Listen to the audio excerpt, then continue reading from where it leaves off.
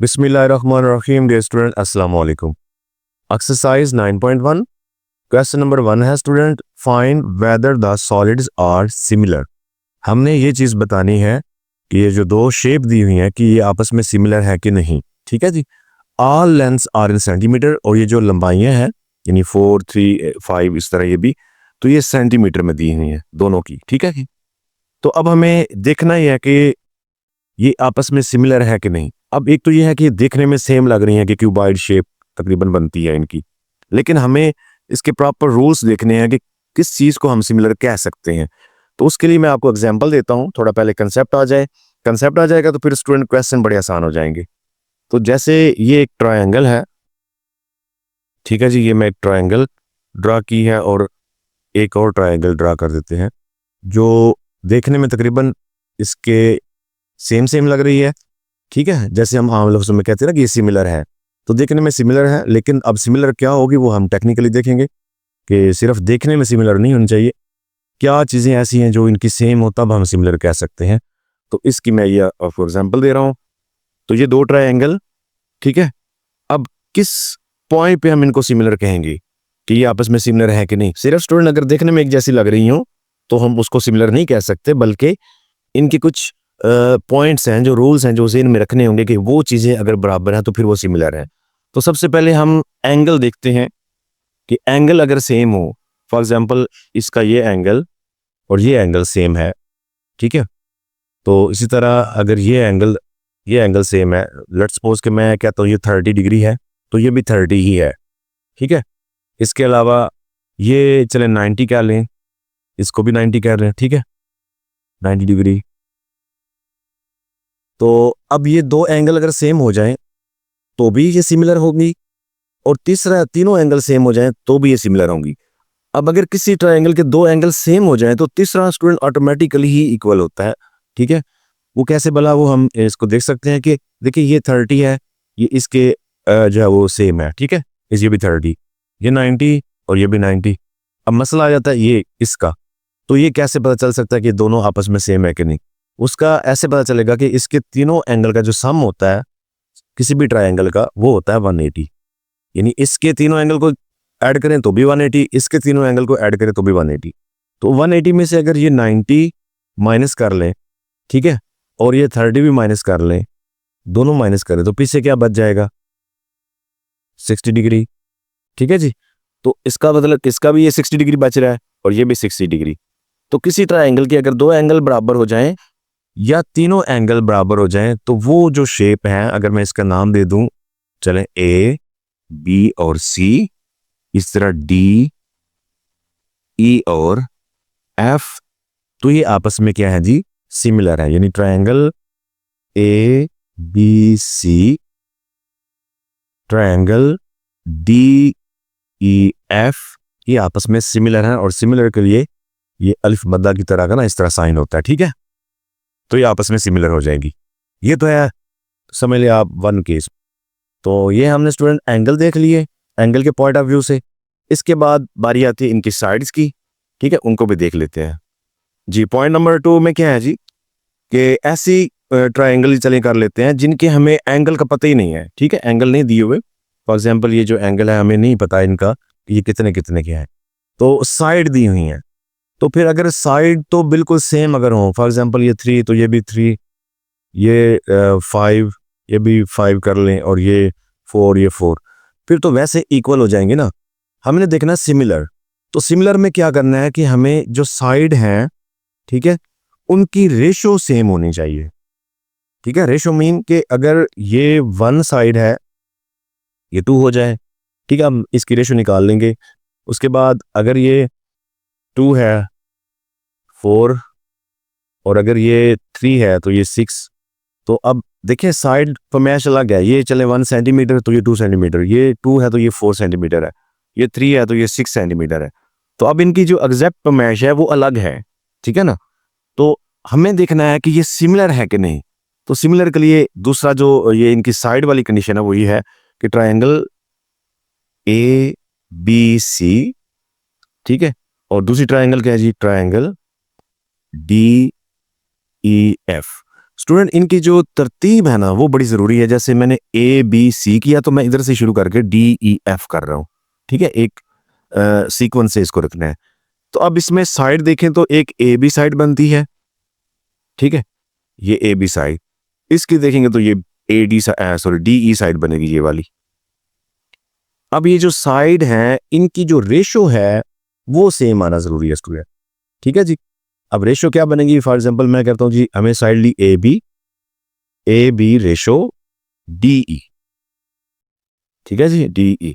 तो A B क्या है जी 1, रेशो डी ई क्या है जी 2। तो रेशो को अगर मैं डिवाइड में लिखूं या फ्रैक्शन की सूरत में, बटा भी कहते हैं हम इसे, तो 1/2 आ जाएगा। इसी तरह नेक्स्ट साइड देखते हैं। चले मैं बी सी करता हूं, यानी ये वाली साइड बी से सी, तो इधर ई से एफ आएगा, यानी ये। तो अरेंजमेंट के साथ हमें इसको तरतीब से करना है। B C ratio E F, ठीक है जी। अब बी सी क्या है जी 3 है, ई एफ क्या है जी 6। तो अगर मैं इसको भी डिवाइड यानी बटे की शक्ल में लिखूं फ्रैक्शन में, तो 3/6 आ जाएगा। तो मजीद इसको मुख्तसार करें तो ये कट जाता है, 3 1 टाइम, 3 2 टाइम, तो ये 1/2 ही आ जाता है। क्योंकि हमें यही देखना है ना कि अगर दो साइड्स की जो लेंथ है उनकी रेशो सेम आ जाए या तीनों की सेम आ जाए, तो वो जो ट्रायंगल है वो आपस में सिमिलर है, ठीक है। अब हम थर्ड को भी देख लेते हैं। तो थर्ड जो साइड बनती है ए से सी है, या सी ए भी कर सकते हैं आप। चले मैं ए सी करता हूं जी, ए सी साइड रेशो, क्योंकि ए सी इस तरफ है तो मैं डी एफ लिखूंगा, डी एफ। तो ए सी साइड की पैमाइश क्या है जी 2, डी एफ की है जी 4। तो अगर हम इसको डिवाइड की शक्ल में लिखें बटे में, तो 2/4, ये भी कैंसिल आउट होता है, टू 1 टाइम 2 टू 2 टाइम 4, तो ये भी 1/2 आ जाता है। अब तीनों के स्टूडेंट रेशो देखें, आंसर सेम आ रहे हैं, यानी 1/2 रेशो 1/2 रेशो 1/2। अगर किसी ट्रायंगल की साइड्स की रेशो सेम आ जाए तब भी वो आपस में क्या होती है जी सिमिलर। तो दो चीजें हमने देखी, अगर तो एंगल सेम आ जाए, दो एंगल सेम आ जाए या तीनों एंगल सेम आ जाए, तब भी वो जो शेप होगी, जो भी वो शेप हो, वो आपस में क्या होंगी, सिमिलर होंगी। या फिर जो उसकी साइड है, साइड की आपस में जो रेशो, अब वो जरूरी नहीं कि ये ट्रायंगल हो। अब इसमें भी हमने इंशाल्लाह जो क्वेश्चन पहला है ना, ये कंसेप्ट के लिए मैं इतना थोड़ा टाइम लगा रहा हूँ, इसकी भी हमने साइड की रेशो करनी है, क्योंकि इसकी साइड दी हुई है, एंगल नहीं ना दिए हुए, तो साइड की रेशो हम चेक करेंगे। तो कोई भी शेप हो, उसकी साइड हो या एंगल, उन वो आपस में सेम आ जाए तो फिर वो आपस में सिमिलर होती हैं। अदरवाइज वो सिमिलर देखने में अगर लग भी जाए तो वो सिमिलर नहीं होगी। ओके जी, तो चलिए हम अब क्वेश्चन को सॉल्व करते हैं जी। क्वेश्चन में क्योंकि हमें साइड दी हुई है, तो ये साइड के नाम को नहीं दिए हुए, तो हम अपनी आसानी के लिए नाम भी रख सकते हैं, ठीक है। क्योंकि हमें ये लग रहा है ये हाइट है, तो आप जस्ट हाइट और इसको विड्थ और इसको लेंथ, इस चीज से भी इसको शो कर सकते हैं।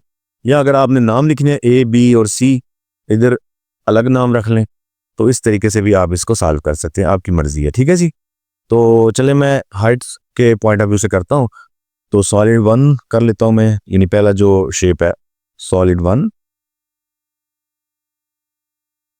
इसकी जो है वो हाइट h1 कर लेते हैं, वो है जी 4, ब्रीथ इसकी b1 वो 3, और लेंथ ठीक है l1 ये है जी 5। तो जो सॉलिड 2 है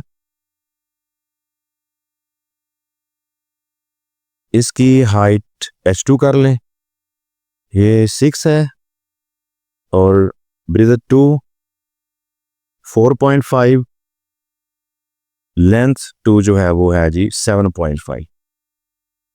तो अब हमें इन दो शेप्स को सिमिलर शो करना है कि ये सिमिलर है कि नहीं। तो हमें क्योंकि साइड दी हुई है, तो हम साइड वाला जो कंसेप्ट है उसको इस्तेमाल करेंगे। तो ये जो हाइट और हाइट, इनकी रेशो, ब्रीथ और ब्रीथ की रेशो और लेंथ की रेशो सेम आनी चाहिए। तो हाइट 1 रेशो हाइट 2, ठीक है जी। हाइट 1 क्या है जी 4, हाइट 2 है जी 6। तो अगर रेशो में लिखा जाए, यानी सॉरी, तो अगर इसको बटे की शक्ल में लिखा जाए डिवाइड में, तो 4/6, ठीक है। इसके अलावा मजीद ये कैंसिल होता है, तो ये 2 पे 2 टाइम 3 टाइम, ये 2/3 आ जाएगा। नेक्स्ट हम बेस में सॉरी नेक्स्ट हम इसकी ब्रीदत में देख लेते हैं। ठीक है जी। जो ये शेप है इसकी ब्रिदथ रेशो दूसरी शेप की ये वाली ब्रिदथ, ठीक है। तो ये आ रही है हमारे पास 3 और ये है जी 4.5। अब ये पॉइंट में आ गई है, ठीक है। तो अब हम क्या करेंगे, चले पहले इसको डिवाइड में लिखते हैं 3/4.5। अब पॉइंट खत्म करने के लिए क्या करना होगा, इसके नीचे एक बटा लगाएं और ये इशारिया खत्म करें, 10 आ जाएगा, ठीक है। पता ना इसका पॉइंट के नीचे 1 और आगे जितने तो उसकी 0 लगानी होती है, तो एक ही था, एक 0 लग गई। तो ये बन जाएगा हमारे पास 3/45/10। तो अब इसको क्योंकि ये डिवाइड के ऊपर फिर डिवाइड हो रहा है तो इसके रेसिप्रोकल बना के यानी उल्ट कर लेंगे, तो ये हमारे पास क्या आ जाएगा 3 × 10/45। नेक्स्ट इसको डिवाइड कर लें तो ये 5 पे डिवाइड होता है, 5 2 टाइम 10 और 5 9 टाइम 45, ठीक है, यानी 5 9 45। तो 3 पे ये कटता है, 3 1 टाइम 3 3 टाइम। तो देखें ये भी 2/3 आ गया है, ठीक है, यानी मुख्तसार होने के बाद 2/3। तो नेक्स्ट हम स्टूडेंट इनकी जो लेंथ थी उनमें रेशो देख लेते हैं जी। L1 जो ये छोटी शेप है, रेशो L2 ये बड़ी शेप की। तो L1 की लेंथ कितनी है जी 5, रेशो L2 की है जी 7.5। तो इसको भी डिवाइड की शक्ल में लिखें तो 5/7.5। इसका पॉइंट भी खत्म करें तो पॉइंट के नीचे 1 आगे एक था तो 0, तो ये आ जाएगा क्या 5/75/10। तो इसके बाद क्या करेंगे, इसको हम उल्ट कर लेंगे तो ये क्या आ जाएगा जी 5 × 10/75। तो मजीद ये है कि ये भी 5 पे डिवाइड होता है तो डिवाइड कर सकते हैं हम, ठीक है। 5 1 टाइम 5, तो 5 1 टाइम 5 इधर करें तो ये 7 में से 2 आगे 25, तो 5 5 टाइम 25 यानी ओवरऑल ये 5 15 बार 75 बनता है, ठीक है जी। अब ये 10/15 है, मजीद 5 पे डिवाइड होगा, ठीक है, 5 2 बार और 5 3 बार यानी 2/3। तो इसकी रेशो भी 2/3 है। तो ये तीनों रेशो देखिए आपस में इक्वल है, यानी हम इसको ऐसे लिख सकते हैं 2/3 रेशो 2/3 रेशो 2/3। तो तीनों साइड जो है इनकी रेशो आपस में सेम आ गई है, तो हम लिख सकते हैं कि सॉलिड्स आर सिमिलर। तो सिंपल यही है कि आप लिख लें सॉलिड्स आर सिमिलर।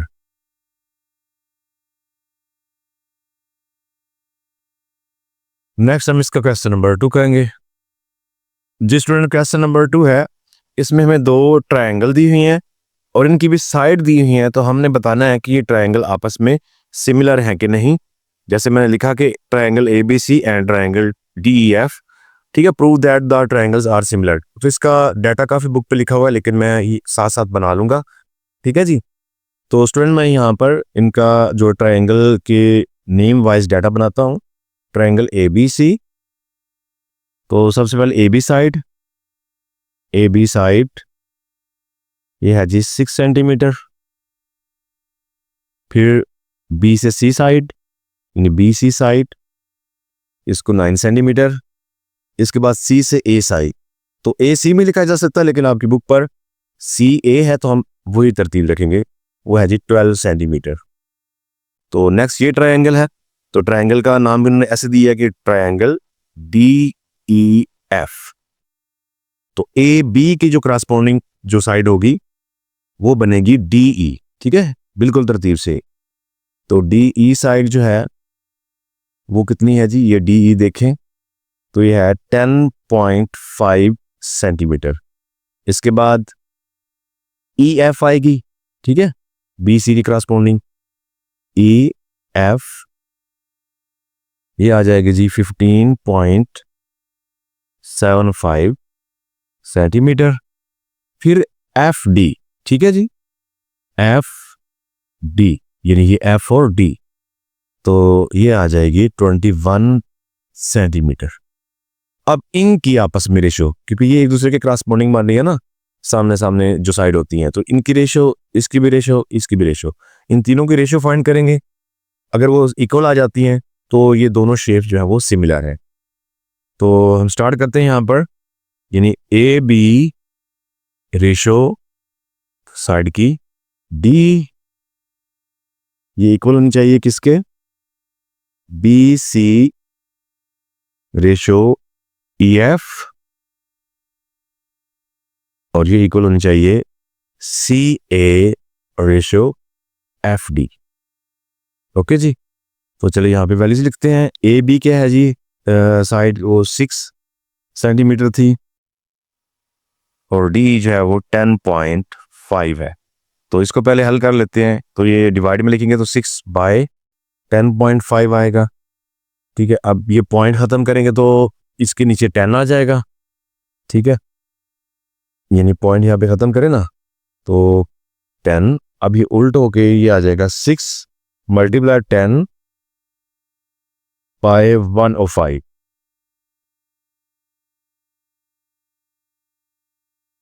यानी ये जो पॉइंट था ये खत्म हो जाएगा तो 105 यानी 105 ये नीचे आ जाएगा। ओके, मजीद ये है कि ये 60 बन जाएगा, या हम इसको डायरेक्ट यहाँ पे भी डिवाइड कर सकते हैं 5 2 टाइम। तो ये 5 2 टाइम 10 और ये 5 1 टाइम 5 ये 21 आ जाएगा। इसके बाद ये 3 पे डिवाइड होता है 3 2 टाइम 6 और 3 7 टाइम 21। अब ऊपर 2 × 2 रह गया है, चले हम यहाँ पे करते हैं 2 × 2 नीचे 7, तो इसको मल्टीप्लाई मजीद करें तो ये 4/7 आ जाता है। क्या आएगा जी, 4/7 4/7। ओके जी, इसको इक्वल अब नेक्स्ट इसको करना है। ठीक है जी, नेक्स्ट जी बी सी और ई एफ साइड में रेशो हम फाइंड करते हैं जी। बी सी क्या है जी 9, रेशो ई एफ क्या है जी 15.75। तो इसको डिवाइड की शक्ल यानी बटे की शक्ल में लिखे तो 9/15.75। तो अब इसका पॉइंट खत्म करें तो पॉइंट के नीचे 1 आगे 2 दे दें तो ये 100 आएगा 100 यानी कि, तो ये बन जाता है। इसको उल्ट कर करें तो 9 × 100 ऊपर और नीचे रहेगा 1575। तो मजीद इसको आप 5 पे भी डिवाइड कर सकते हैं, यानी मुख्तसर करना है तो आप इसको ज़रा जैसे मर्जी है जिस टेबल पे कर लें जो डिवाइड होता है। तो मैं यहाँ पे इसको ना डायरेक्ट कोशिश कर रहा हूँ 25 से, ताकि थोड़ा जल्दी मुख्तसर हो जाए। तो 25 पे अगर डिवाइड करें तो 25 ये 4 बार होता है 100 यानी 100, और इस पे 25 डिवाइड करें तो ये आपके पास 63 आ जाता है। अब 9 इस पे जो है वो डिवाइड हो जाता है, यानी 9 1 टाइम 9 और 9 7 टाइम 63 होता है। तो हमारे पास ये 4/7 आ रहा है 4/7। ओके जी, तो अब तीसरी जो रेशो है वो भी निकालते हैं। थर्ड जो है जी ये सी ए और एफ डी यानी थर्ड साइड है। तो सी ए क्या है जी 12, ठीक है, रेशो एफ डी जो है वो 21 सेंटीमीटर में है। तो मैं यहाँ पे सेंटीमीटर नहीं लिख रहा क्योंकि कैलकुलेशन करनी है। तो अब इसको डिवाइड में लिखें, यानी 12 डिवाइड बाय 21, तो ये कटता है 3 पे कट जाता है। 3 4 टाइम होता है 12 और 3 7 टाइम होता है 21, तो 4/7। तो देखें इसकी रेशो ये आपस में ये भी इक्वल आ चुके हैं। ठीक है, यानी तीनों बराबर है। तो जब तीनों साइड्स की रेशो इक्वल आ जाए तो इसका मतलब ये है कि वो जो ट्रायंगल है या वो जो भी शेप है वो आपस में सिमिलर है। तो हम यहाँ पे लिख सकते हैं ट्रायंगल्स आर सिमिलर। तो यहाँ पे हम लिख सकते हैं कि triangle A B C similar है ट्रायंगल डी ई एफ के। ओके जी, तो यहाँ पे लिख सकते हैं ट्रायंगल्स आर सिमिलर। ओके हो गया जी।